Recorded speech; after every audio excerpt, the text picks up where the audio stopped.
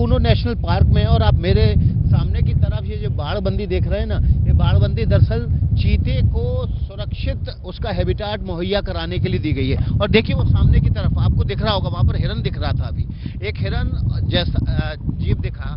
और ये वो इलाका है जहां पर चीते को अगले 30 दिनों तक क्वारंटीन रखा जाएगा। 9 अलग अलग बाड़े बनाए गए हैं, इन बाड़ों में चीतों को रखा जाएगा। 2 जो मेल बाड़े हैं वो कोलिशन में हैं, उनके बीच शिकार करने के लिए जब वो नामीबिया के जंगल में थे वहां पर उनके बीच गठबंधन हुआ था, इसलिए उन 2 मेल यानी कि नर चीतों को एक साथ रखा जाएगा और बाकी 7 अलग अलग चीतों को अलग अलग बाड़ों में रखा जाएगा। 30 दिन उनको क्वारंटीन में इसलिए रखा जाएगा ताकि अगर वो किसी बीमारी को अपने साथ नामीबिया से लेकर आ रहे हो, किसी वायरस को, किसी बैक्टीरिया को, तो 30 दिनों के भीतर इसकी पहचान की जा सके। और ये देखिए ये बाड़ा नंबर 1 निकल गया, पीछे गेट पे 1 नंबर लिखा था और यहाँ से दूसरे बाड़े की शुरुआत हो गई। बीच में आप देखिए इन जाल के दूसरी तरफ जो बाड़बंदी है उसके दूसरी तरफ बीच बीच में पोल लगे हुए हैं ताकि उन बाड़ों को डिफाइन किया जा सके।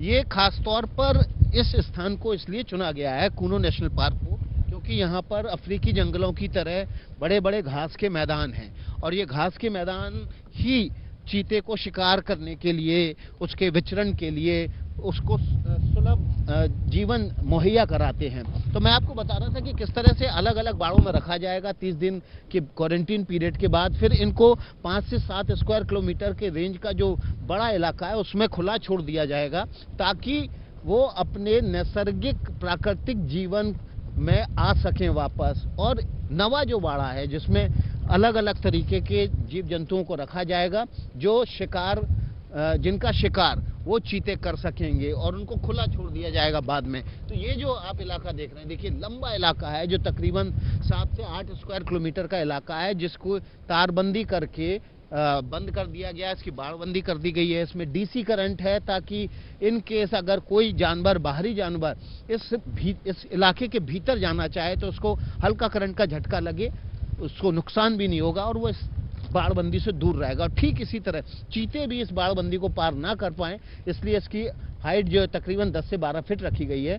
और अगर चीता भी इस बाड़बंदी के नज़दीक आए तो उससे झटका लगे करंट का हल्का सा और उसके बाद वो वापस बाड़ के भीतर ही चले जाए, वापस लौटने की कोशिश ना करे।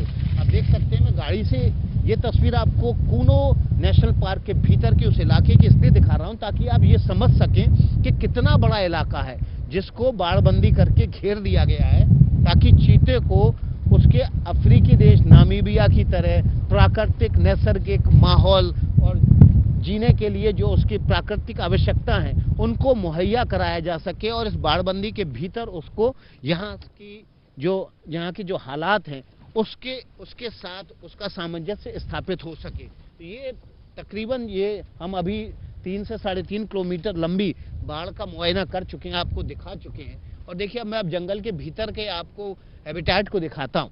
ये देखिए आप यहाँ पर ऊंचे ऊंचे दरख्त भी हैं छिपने के लिए, जो विडाल वंशी जीव होते हैं जो बिल्ली के परिवार से होते हैं उनको विडाल वंशी कहते हैं। चीता भी उसी परिवार से है, उसके छिपने के लिए जगह भी है, शिकार के लिए घास के मैदान भी हैं ताकि जब वो शिकार करने के लिए निकले तो शाम के इस वक्त जब धुंधुलका होता है उस समय तमाम ऐसे जो जीव जंतु हैं वो खाने पीने के लिए निकलते हैं घास के मैदानों में और वही मौका होता है जब ये विडाल वंशी अपना शिकार करते हैं।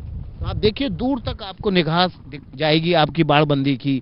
और ये कूनो नेशनल पार्क जहां पर 17 नवंबर को चीते छोड़े जाने हैं और इन चीतों का इंतजार न केवल देश के लोगों को है, दुनिया के लोगों को भी इसलिए है क्योंकि भारत का जो टाइगर प्रोजेक्ट है वो दुनिया में सबसे ज़्यादा सक्सेसफुल टाइगर प्रोजेक्ट है।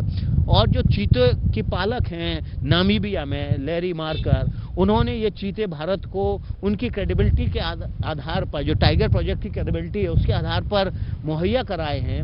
और दुनिया की नज़र है कि भारत के टाइगर प्रोजेक्ट की तरह प्रोजेक्ट चीते को भी उतनी ही सक्सेस के साथ, उतनी ही सफलता के साथ अगर पूरा कर देता है तो दुनिया में एक और जगह, एक और स्थान ऐसा होगा जहाँ चीते फल फूल पाएंगे और चीता बढ़ेगा। तो जाहिर सी बात है कि मानवीय जो जीवन है उसको भी बढ़ने के और ज़्यादा मौके मिलेंगे।